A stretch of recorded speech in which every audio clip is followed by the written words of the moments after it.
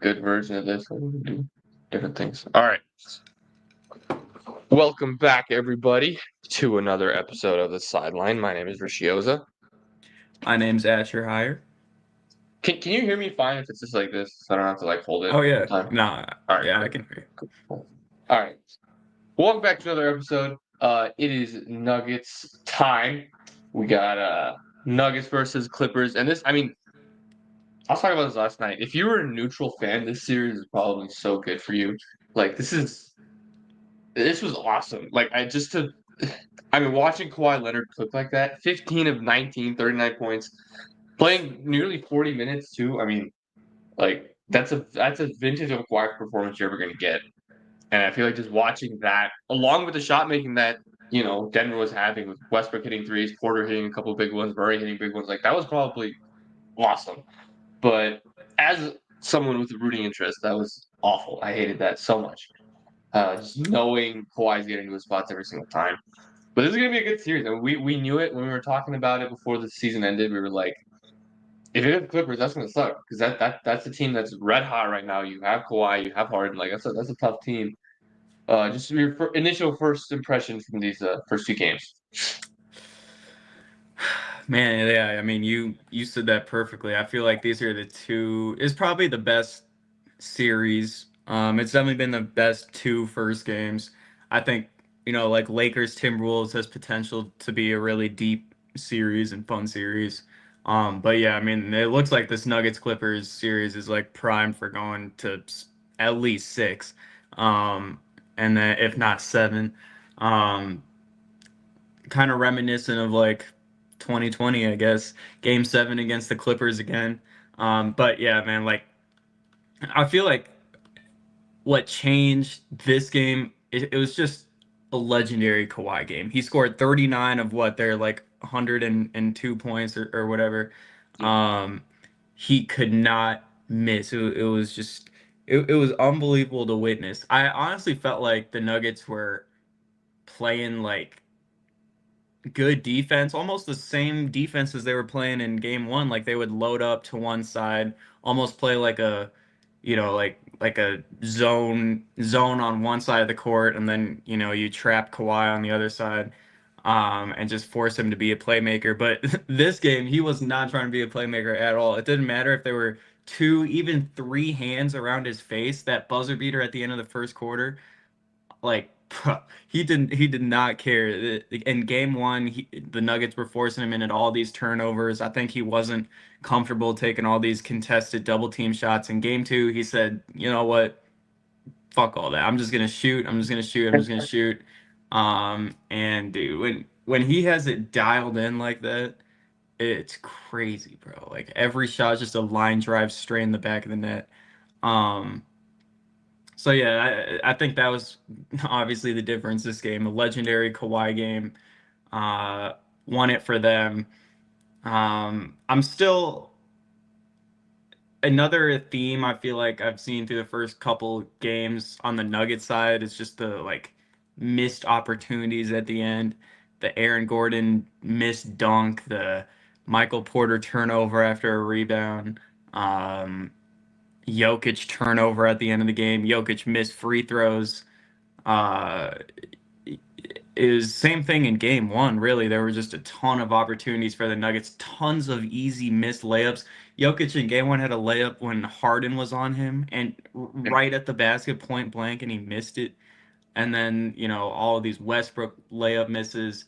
I do honestly feel like after game one, I was more confident in the Nuggets winning this series. I don't think that this game two has like wavered my confidence. It just shows that I don't know. I guess it just proves that Kawhi is back to being as best as he has ever been, really. Um, but yeah, I still feel like I don't know. I still feel pretty good about the Nuggets in this series, if they can convert at the end of games. Yeah, it when it for Denver, I mean, I wasn't able to like truly lock into this game. But just watching it, I was able to watch the fourth quarter essentially. Yeah, But it was pretty clear. Like if Jokic is not the best player on the floor, the team doesn't have a chance. Like they're not going to be. They're not going to win if Jokic is the best player on the floor. And they got pretty lucky in game one. You know, they forced a ton of turnovers. Their defense after the first quarter was really, really good. And I thought overall their defense today was fine. I mean, after giving up 105 points to this team, Right. like this Clippers team that has been so good offensively for the last 25 games is good. That's a good defensive performance. And like you said, it didn't matter what they were doing on Kawhi. Like when he's on, there's nothing you can do because he's getting to his spots. He's getting 1-2 dribble pull up. You know, when he's going right, when he's going left, he's going to post you up. It doesn't matter. Like Aaron Gordon's a strong dude, and he was stopping Kawhi from getting to the rim. Kawhi didn't. This was like all jumpers. I don't even remember a layup that he took. This was just straight mid-range jumpers. He only took. I mean, 7 threes, but 4 for 7. 3 of his 4 missed shots were threes. If he gets into the lane, if he gets into the mid-range, it's going in. It's unbelievable. His defense yesterday was much better than it was in game one. And I mean, yeah, that's the difference. Aaron Gordon outplayed Kawhi in game one. Kawhi Leonard outplayed Aaron Gordon in game two. Unfortunately, he also outplayed Nikola Jokic, and I thought the Clippers' defensive strategy. It seemed like they were feeling it out in game one, right? They were letting Zubac just guard him one-on-one, and they were just kind of letting him figure it out. But in game two, they were like, all right, they were completely selling out on stopping Nikola Jokic and Jamal Murray's two-man game. Late in the game in game one, they would send a hard double off whoever was guarding Russell Westbrook. It didn't matter where Russell Westbrook was. Late in the game, it was just Chris Dunn was coming straight up off it. They were completely ignoring him. Sometimes it worked, right? They got the steal at the end that led to the Harden 3 that made it a game. Sometimes it didn't work, right? Because Westbrook hit the wide open corner 3 to get that lead. But yesterday, it was different because they wouldn't send a double on Murray. They'd send a double on Jokic before the catch, the weak side. And that was something that Denver did not expect. They didn't know how to handle it because he couldn't get the ball to Jokic. He couldn't roll. Right? Any sort of pick and roll that had to happen, Jokic had to stay at the three-point line. Zubac could stay in a drop, and they could still help off weak side. It was a really good defensive strategy. Denver is going to have to figure something out to get Jokic going because you could tell he was really uncomfortable this game. I mean, 7 turnovers for him. He played the entire second half. And that's the thing. Like you can't lose a game if you play Jokic the whole second half. Yeah. Because that shows – it tells the Clippers, dude, we don't have any other idea on how to win. Like we don't have anything. We can't do anything else with the bench except just play Jokic. So it's gonna be in game 3 is gonna be really, really interesting. I'm interested to see what Denver does offensively because I think defensively they're gonna be fine. Honestly, like you just have to live with Kawhi and Harden making tough shots, but offensively is where I'm like, let's see what they can figure out. I know. I think what it's gonna have to take is. I mean, the way that they're guarding Jokic is like he gets the ball in the post, and whichever shoulder he has turned, like his back is turned to a corner, that corner defender's immediately blitzing Jokic. They had a possession last night that I specifically remember where it was both corner defenders blitzed Jokic. It was a triple team in like half a second, and I think Jokic turned it over. Jamal's he's gotta have more than 21 points a game in the series. Like he's just gonna have to score 30. I think that's the way that the Nuggets are gonna be able to put up points because the way that they're guarding Jokic, I think he had 8 points at halftime. He was only at like 5, and then he made it 3 right before the end of the half.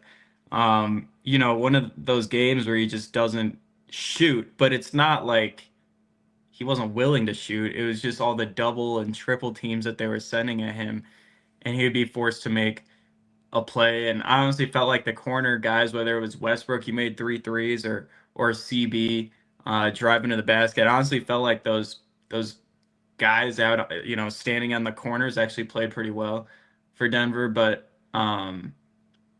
it just feels like he's had chances. Like I know Chris Dunn is an amazing defender, and his hands I feel like are literally everywhere. Like his arms are just on you, but I feel like Murray's had looks that if they go in, then it would really like blow the game open. So So I mean, as always, I feel like that's kind of the key is just how Jamal's playing. Like you're right with the way they're guarding Jokic. Like they are.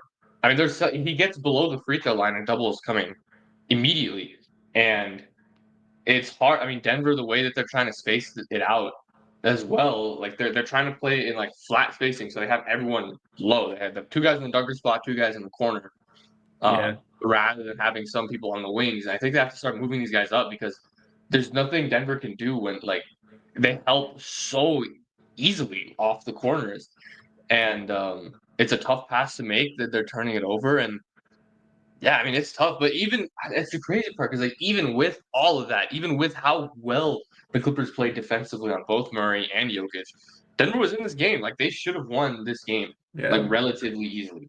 Um, they had an exceptional first quarter, very similar to how the Nuggets like flipped a switch defensively in the intensity in game one at halfway through the second quarter. The Clippers did that to Denver, right? Like you could there was that run. Denver was up, I think it was 45-39, and then something happened, some switch was flipped, and then the Clippers go on like a 7-0, 8-0 run um, going into halftime, and then they have all the momentum. So yeah, I mean it's a this is such a good series. Like and I know. it's so weird for Denver because like normally you'd be extremely confident in a series like this because you're like, yeah, we have the best player in the world. But I think the coaching mismatch is real. Like you can tell Ty Lue is very comfortable with making certain adjustments, but David Adelman is still figuring it out on the fly. Like I thought last night he's been very adamant, throughout his first 5 games where it's like, yeah, the best 5 players on the court I'm going to close with, and he's been true to that. But I feel like it's mostly kind of applied to Russell Westbrook and Michael Porter Jr. because I think last night Christian Brown should not have closed. I think Russell Westbrook Yeah, should have closed over Christian Brown. I think Peyton Watson needs to play more than 13 minutes. His defense has been really really good throughout the entire game.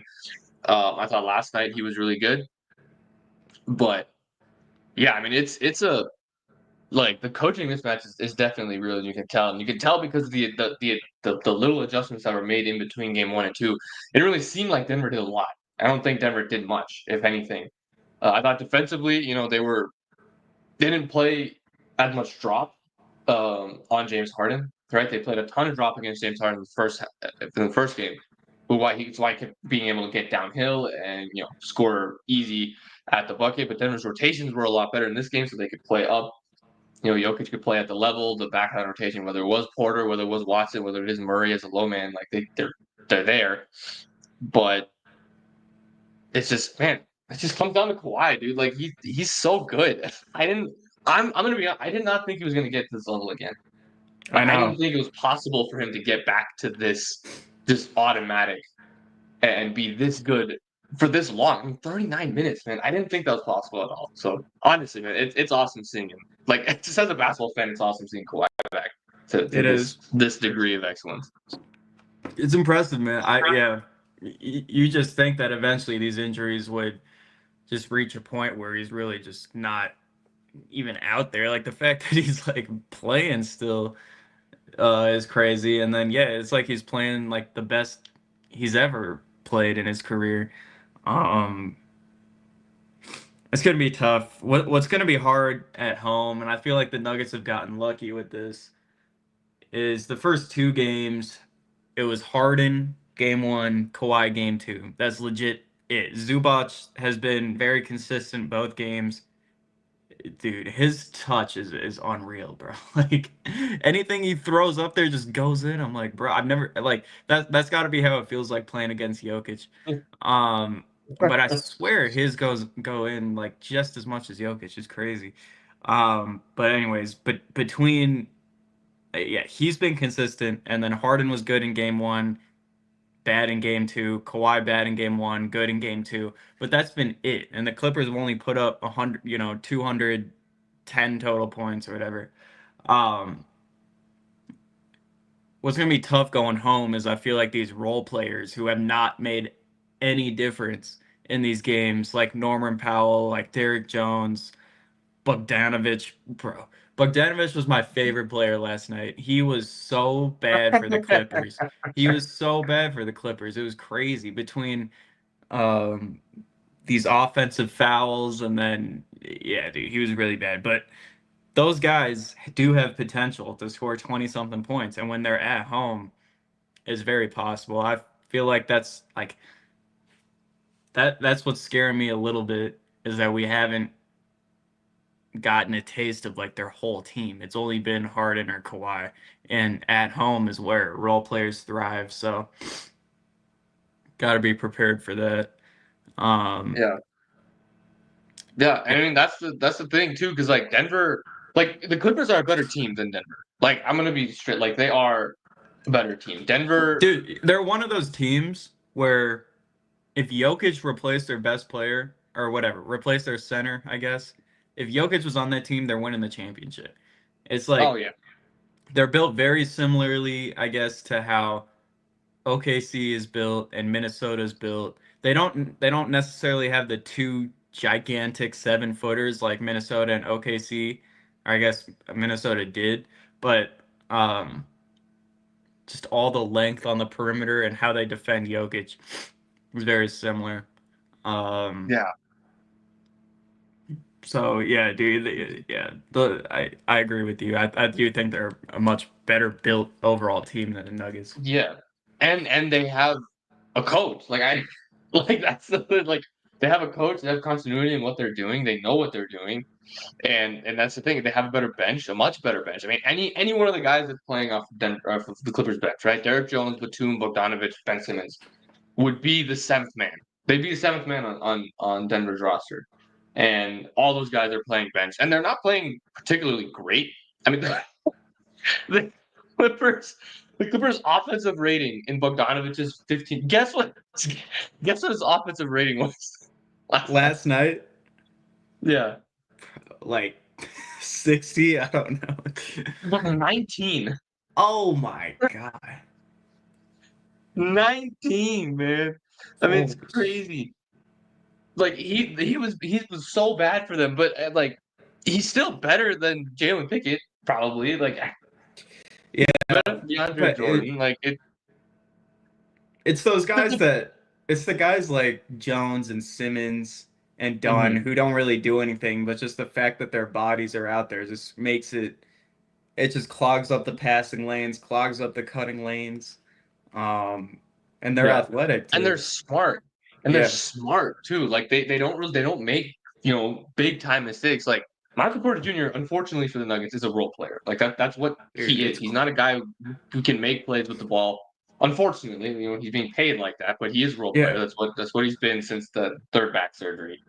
Um, but he had a couple big mistakes. He had the missed free throw, and then he had the rebound. He's trying to get it to Aaron Gordon quickly, and he fumbles it, and he loses it, and it leads to the shot that essentially kills Denver. So, like, Derek Jones isn't doing that, right? Norman Powell was really bad, but he's not making bad mistakes like that just because of IQ, right? And yeah, that's what it came down to last night. I mean, Denver 8 missed free throws in a 3-point game, 4 by your best player. Your best player has 7 turnovers.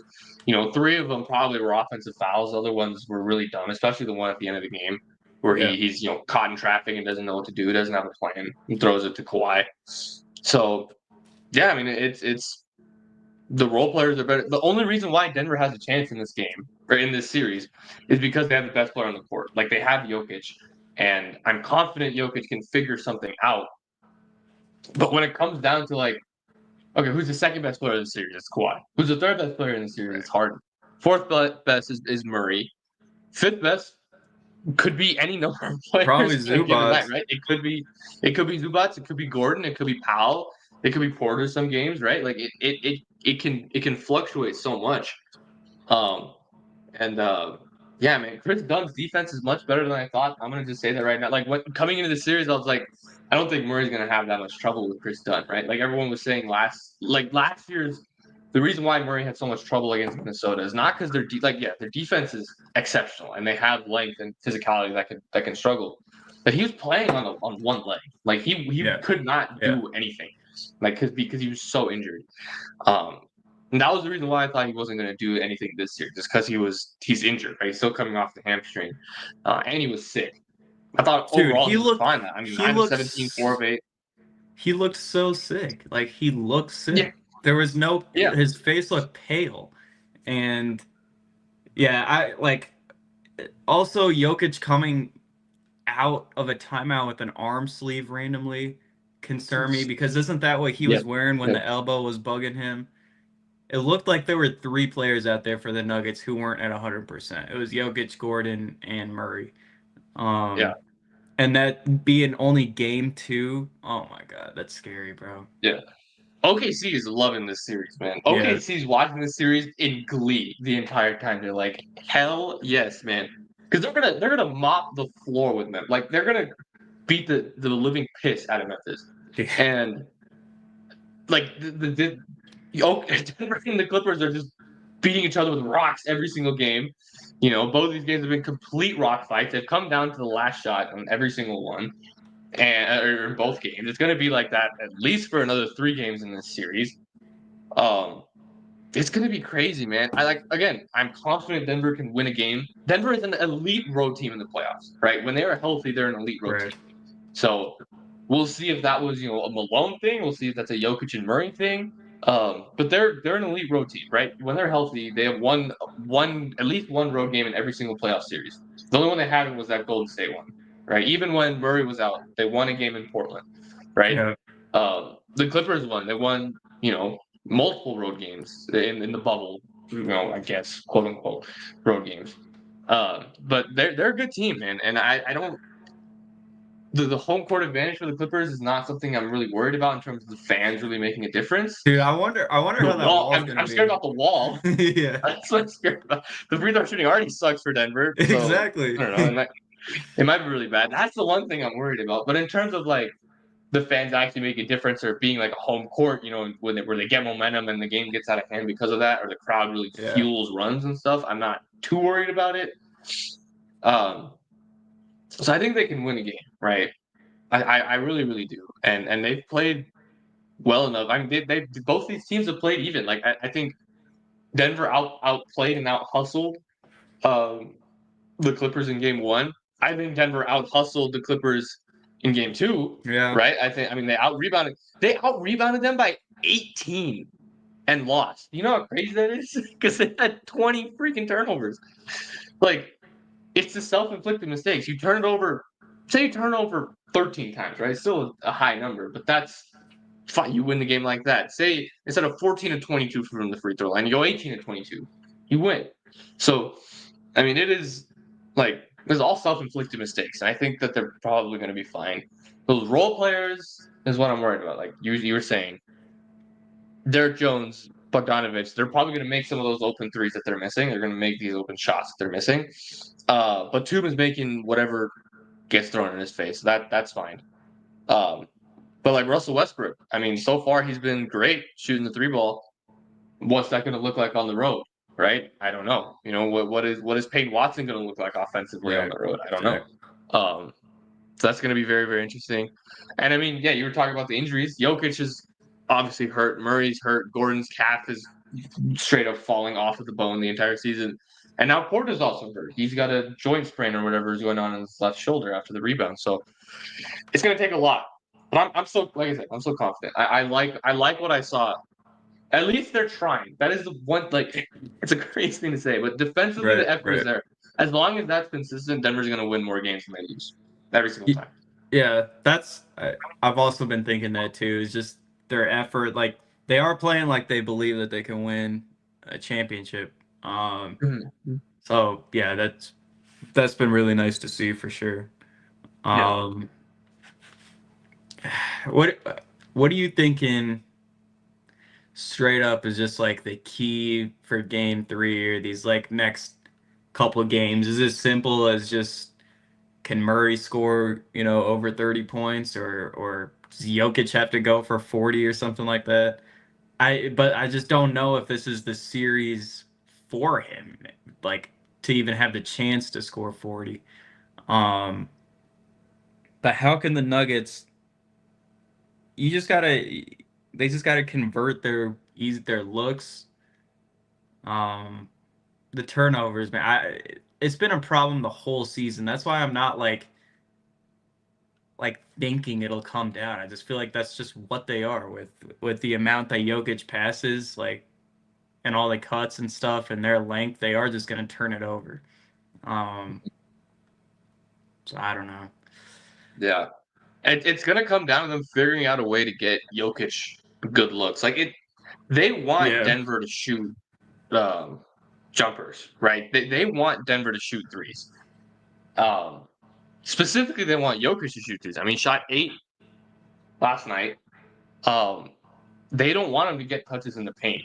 right. So, and Denver only had 38 points in the paint as a team, right? Like you're shooting a good percentage from 14 of 32 from three is a great percentage, right? Russell Westbrook goes 3 for 6 from three. You're going to take that.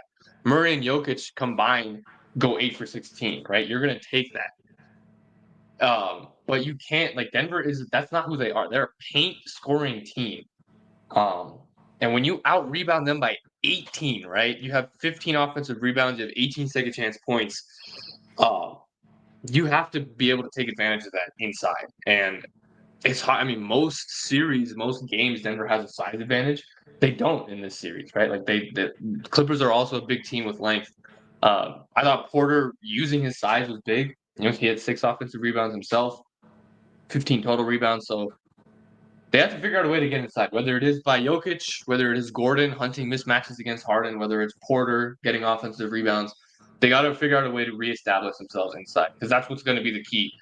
Because they're going to be able to keep getting these open looks from three, whether it is Westbrook, whether it is Murray, whether it's Jokic. They're going to give them those threes, and I have confidence that at least 2 of those guys are going to hit them on any given night. But they got to get inside again, and we'll see how they scheme that up.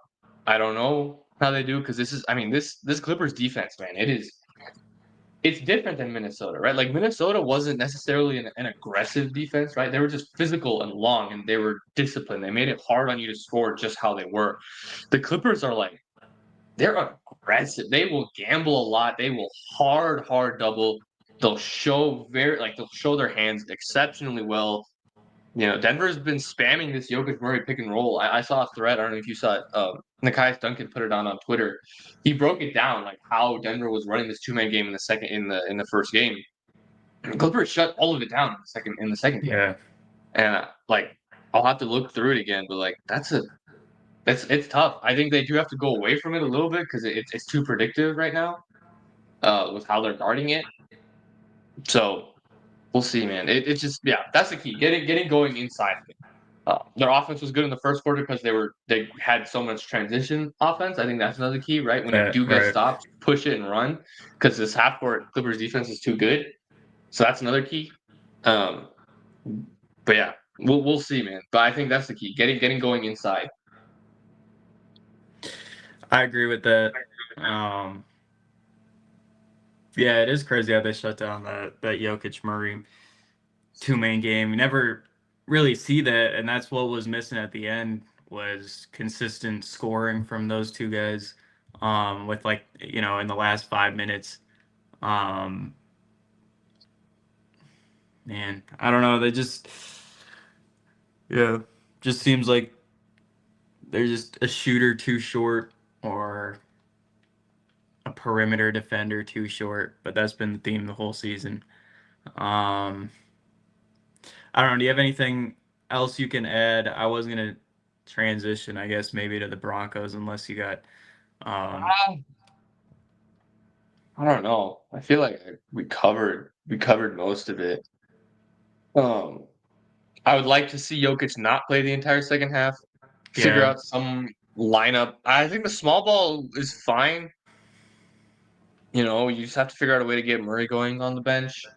I don't want to see Russ and Pickett anymore. If Pickett's only going to play 7 minutes, there's no point in playing him anyway. Like, him and Russ doesn't work. I'd rather just see him by himself or him with Murray. Well, he can't play by himself, but him with Murray on the second unit, I think, is doable. I'd like to see Christian Brown get going a little more. They have to attack Harden on defense, man. That's the thing. Like, Denver's really, really good at hunting mismatches with size, but they're not very good at just attacking a bad defender, I think, right? Like, it's really obvious when – man, I don't know. Maybe it's just like when because we're fans watching it through that lens. and I only seeing negative things. Because like when I'm looking at the Clippers offense, it's like, man, they're hunting Jokic or Murray or Porter every single possession, right? Right. Like they're getting a switch and they're running 2-man game with Kawhi and Zubac or Harden and Zubac with Murray and Porter in the action in some way. But when I watch the Nuggets, I'm like, they're going at like Zubac and Dunn. You're going at the two best defenders on the floor like every single play, and it's like I don't. Like, you have to force some sort of mismatch of force Harden, force Powell into the action. Yeah. They Yeah, do it with that's Bogdanovich. I've noticed that. Like Bogdanovich is involved every single time. right. But with the starters, it's in, like I'd like to see Harden forced to play defense a little more. Yeah, for sure. I think that's another thing with Murray. I've is like, and I feel like I've noticed this in the past. Is like anytime he does get someone switched on to him that shouldn't be guarding him, whether it's a big man, he can't really like. He's just not shifty enough to break him down. And Yeah. the way that he really scores usually is using his size, and he just makes a contested two. And it really doesn't matter like who's guarding him. Like it could be Bogdanovich or it could be Chris Dunn, and he'll still try like the same moves. Um, so yeah, you're right. I do think they need to be taking advantage of that too. But it seems like Murray's not the greatest at that though. Um, Yeah. I don't know. Um, and Yeah. then it's like you get the switch out there, so then obviously a smaller guy's onto Jokic, but then the second you give Jokic the ball, they're just a triple team immediately. His decision making is just so good. Like there were so many times where he gets, you know, he gets the ball in the post, he does like a spin move, and then all of a sudden there's like three guys around him, and within like, that moment, he only has one moment to get a pass off to the guy at the dunker spot, whether it's Westbrook or Gordon or Watson, and he always finds them. But yeah, when he doesn't throw it in that moment, that's how you get to 7 turnovers like that. Um,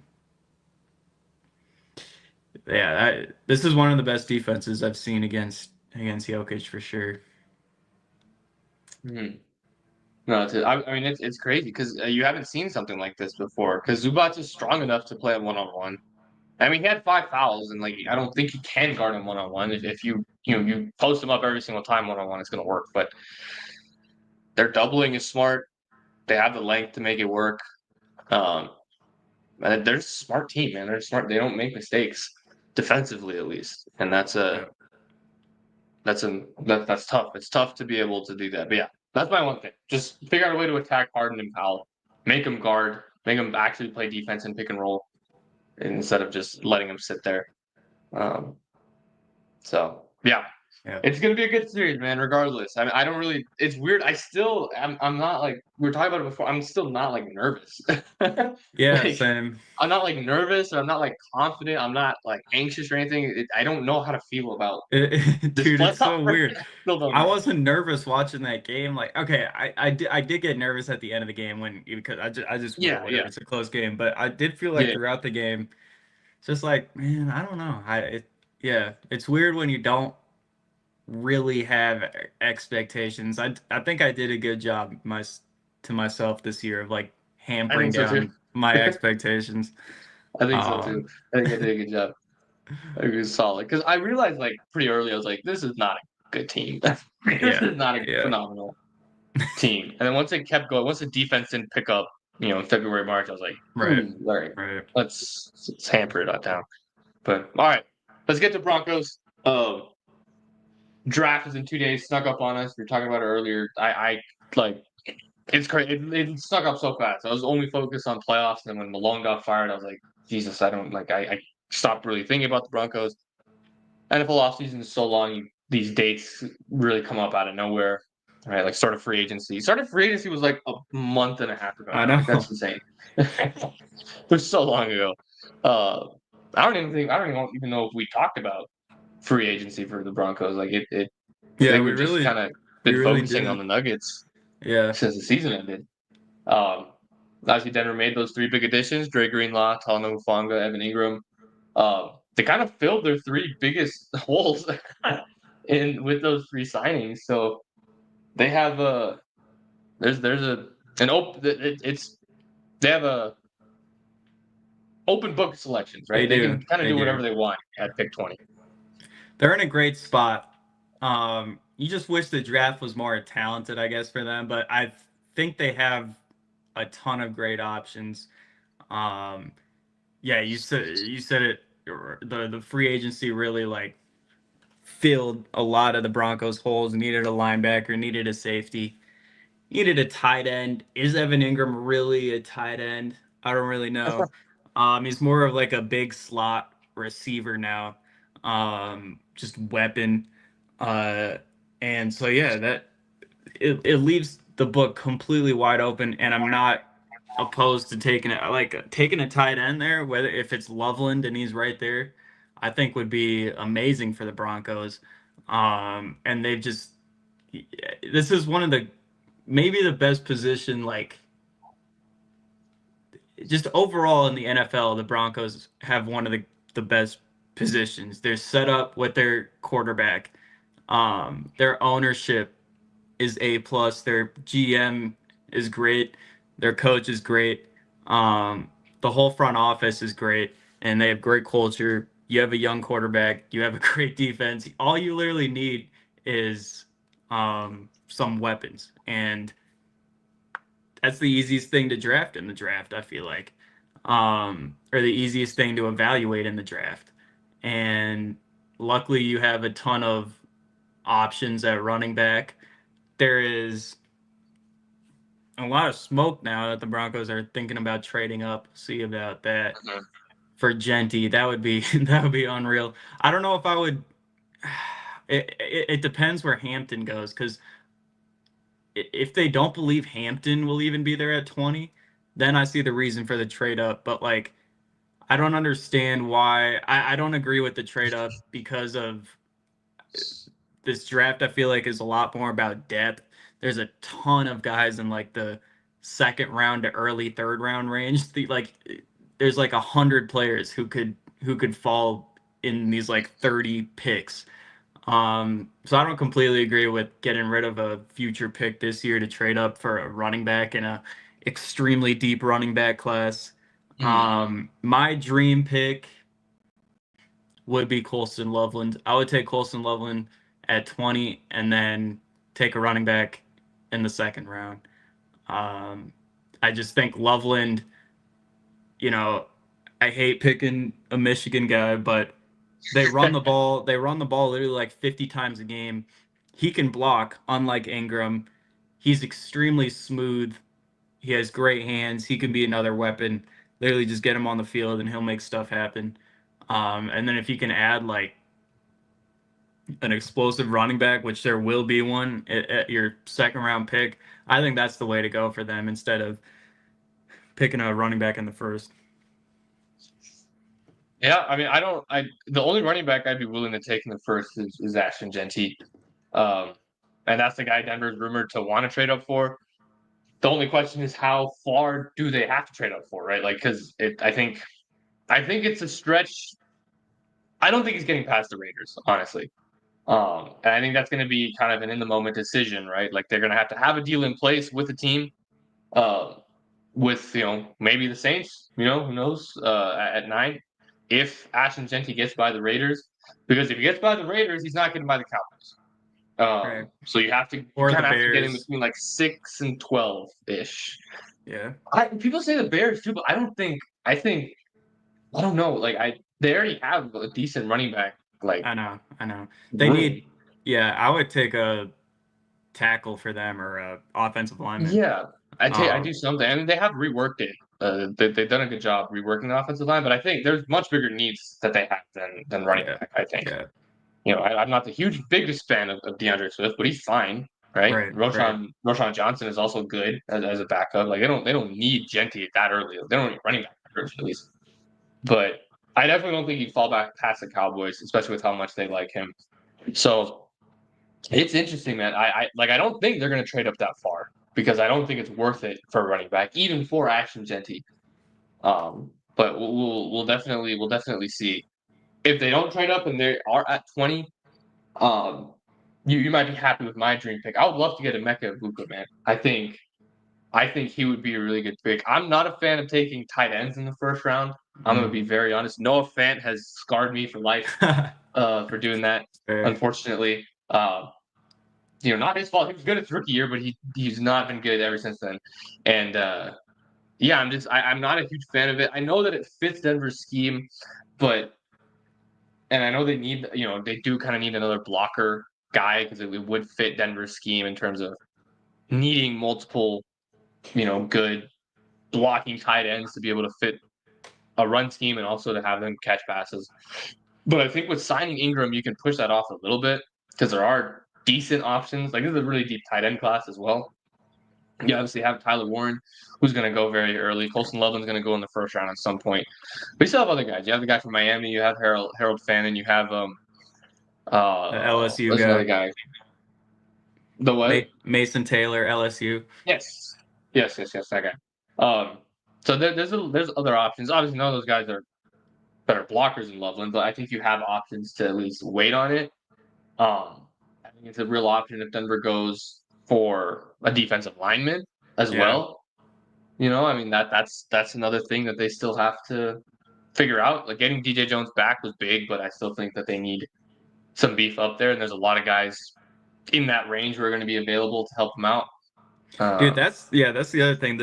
The three positions in need, I feel like biggest ones right now for the Broncos, like running back, D tackle, wide receiver, slash tight end, is so deep in each of those positions. Like, you can get a phenomenal D tackle, a massive D tackle in round 2, or even an edge guy if you want to go edge, which I wouldn't really be opposed to.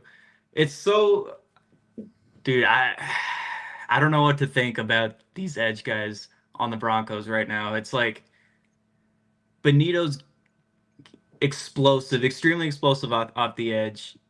He can't guard the run for shit.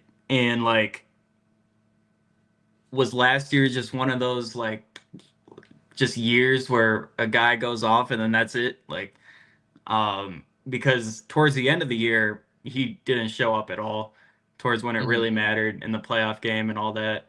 And then Cooper, he's good, but he's not like great. So I wouldn't be opposed to taking an edge guy, even though the Broncos just had 2 guys who went over like double-digit sacks coming off the edge last year, and they went with Caden Ellis last year. But I don't know. It's always great to have another edge guy too. No, it's possible. And there's guys who are going to be. I mean, James Pierce is going to be there, right? Yeah. He's not like he's a guy who, I mean, he was in conversations for number 1 overall pick when the season started, college football season started. And now he's, could drop into the second round. But he's a guy who could be there, right? Shamar Stewart's probably going to be there. The guy from, was it Marshall, I think, who has the sexual assault allegation? Yeah, Mike Green, yeah. Him, if they clear him out, I wouldn't take him, but if they clear him out, he's an option at the very least for them. So, yeah, I mean, there's options at edge too. Like, and that's the good thing, right? Because it's not like Denver is in these huge positions where it's like, man, like, we really need this. Like, whether there's like a defensive tackle or an edge rusher, like positions on defense, they're not in a spot where it's like, man, we need a defensive tackle because that's a hole that we have to fill. Like, DJ Jones is good, right? And you have rotational guys behind him who are going to be able to fill it out. It's just helpful to have another body to develop to, potentially solve the hole. Same thing with edge, right? Like, Nick Benito's in a contract year. We'll see if they extend him. We'll see what happens. So having that insurance would be good, but at the same time, like, the guy he's coming off a 15 sack season. Like, you don't need to fill that hole right now. Right. You can wait a little bit to figure it out. And and you did draft Caden Ellis, I'm assuming, for that exact reason last year. You didn't know what Nick Benito was going to do, and Caden Ellis had a very, very good showing his rookie season. The one where my only issue is, right, is like wide receiver. They need a receiver. They really, really do. I like what Marvin Mims showed in terms of his versatility, right? Coming out of the backfield, catching passes as a deep threat, but he's still not a route runner, right? He's still a very one-dimensional guy where it's just, I'm going to beat you with my speed, and that's kind of it. They need someone to do work in the intermediate range who can get open by himself and doesn't have to rely on contested catches like Courtland Sutton does. So a guy like Emeka Egbuka, who's one of the best route runners in the draft, and who is an exceptional blocker, is something that I would really like. Or going and getting Matthew Golden, another guy who's really, really solid. Another, speed guy mainly, but he is a good route runner. Um, you're just looking for pure route running. Luther Burden is going to be there at pick 20, Right. potentially even in the second round. So Yeah. there's options, man. If they're in a good spot, this is the best spot that the Broncos have been in since like 2013 in the draft. Like it's been a long time since they've been in this spot where they don't have to be perfect with this pick. For sure. I would like the Washington State receiver too, Kyle Williams, who looks like Zay Flowers. Yeah, so yeah, you're right. They do have options for sure.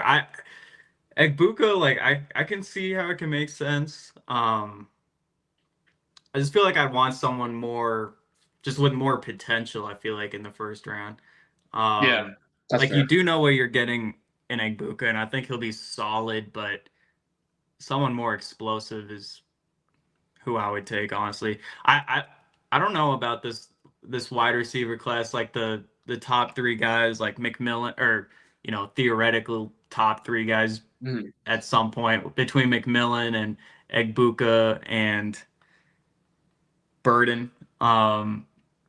Burden, like there's this video that Missouri sent out, I guess, to scouts of like his chopped up practice film and him like coming out of routes. It was like his feet were just stuck in the mud pretty much. And I know that was kind of like a thing, just him not being extremely explosive. Same thing with Egbuka.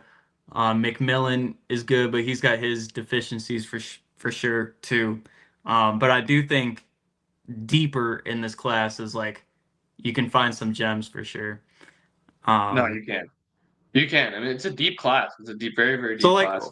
why not even? I would trade down. Like, Yeah, you you could, know, especially because I mean, isn't it Pittsburgh that's right behind you at pick 21, right? yeah, So like Pittsburgh needs a quarterback. they they cannot come out of this draft without taking a quarterback. So if there is a guy, I mean, they're not going to trade up one pick because they know Denver's not. Uh, Denver's not going to take a quarterback, so they don't have to worry about getting up to that one pick. But say there's a team, below them who wants to take a quarterback, who wants to come up high. You could trade back with them because they know Pittsburgh's going to take one. So like you could play with that.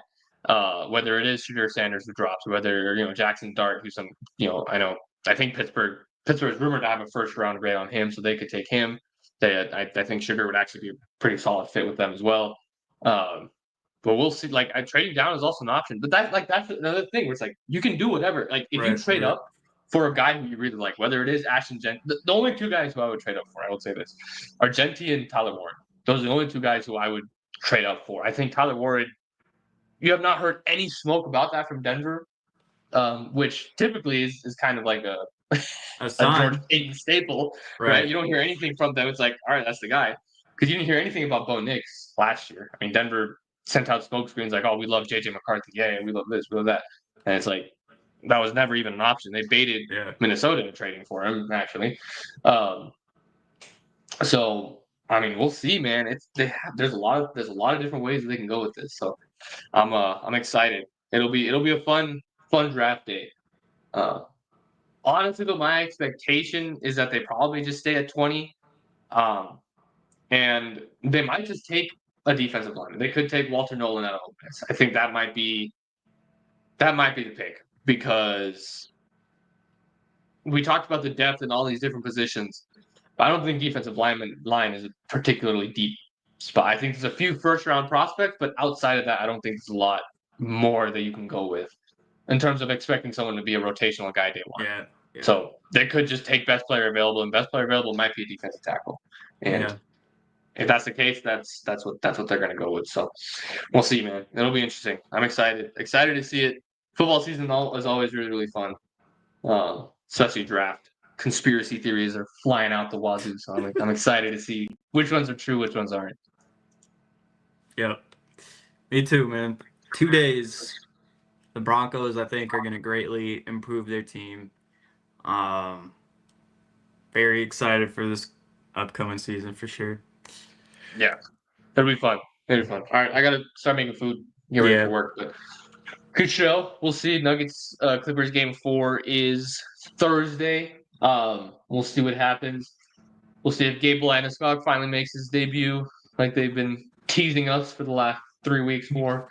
We'll see if that happens on Wednesday for game 3. Rough day yesterday, man. So the Nuggets losing on the last shot, and then the Avs losing overtime. I swear they always match up with like Yeah. if one wins, that means the next one will win, or they both lose, whatever. I should have bet on the Stars after I saw or the other way around. I should have bet on the Clippers after I saw the Avs lose. So we'll see, man. We'll see what happens. We'll see what happens. Try and get something out this week about it. A lot, obviously the draft we just talked about. So fun week. We'll get it going. So thank y'all for watching. See y'all later. Peace. Peace.